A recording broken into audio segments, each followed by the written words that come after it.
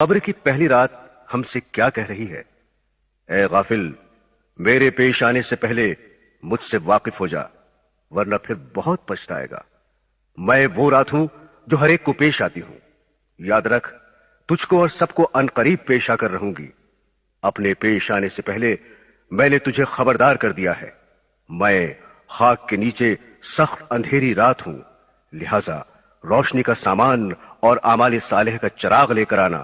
5 وقتہ نماز، نماز تہجد، قرآن مجید کی تلاوت، اللہ اور اس کے رسول صلی اللہ علیہ وسلم کی پوری فرما برداری کرنے اور اپنے نفس کی مخالفت کرنے سے میرے اندر چراغ روشن ہوگا۔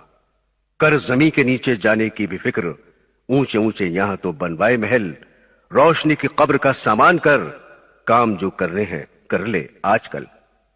حضرات گرامی، حضور نبی کریم صلی اللہ علیہ وسلم نے ارشاد فرمایا کہ قبر پر کوئی دن ایسا نہیں گزرتا جس دن وہ یہ اعلان نہیں کرتی کہ اے آدم کے بیٹے، تو مجھے بھول گیا؟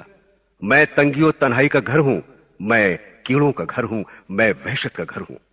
آپ نے یہ بھی فرمایا کہ جب مردے کو دفن کر دیتے ہیں تو قبر سے آواز آتی ہے کہ اے شخص، تو کتنا غافل اور بے فکر تھا کہ تو میرے سینے کو ساری عمر بڑی بے دردی سے رونتا رہا، حالانکہ تو یہ جانتا تھا کہ تیری آخری منزل میں ہوں اور میرے اندر کیڑوں کی پناہ گاہیں ہیں۔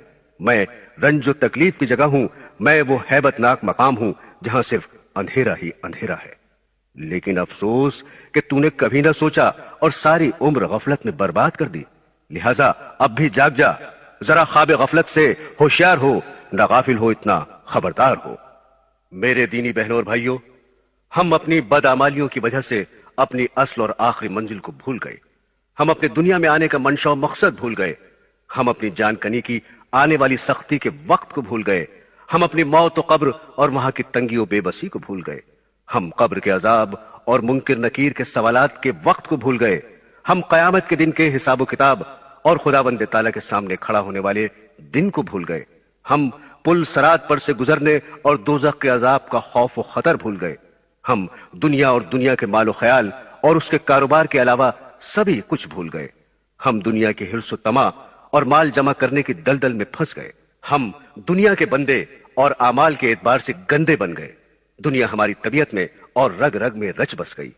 اس لیے موت سے ہمیں نفرت ہے، قبر سے ہمیں وحشت ہے۔ موت کے لیے نہ کوئی تیاری ہے، نہ آخرت کے لیے کوئی سامان ہے، نہ ہی بھول کر بھی اس کا کبھی کوئی خیال آتا ہے، اور نہ ہی اللہ تعالیٰ کو ملنا پسند ہے۔ وہ شخص جو رنگ رلیوں اور عیش و عشرت میں پڑا ہوا خدا تعالیٰ کی یاد اور اپنے آخری انجام سے غافل ہے، کبھی اپنے عزیز و رشتہ دار اور دوست یار کی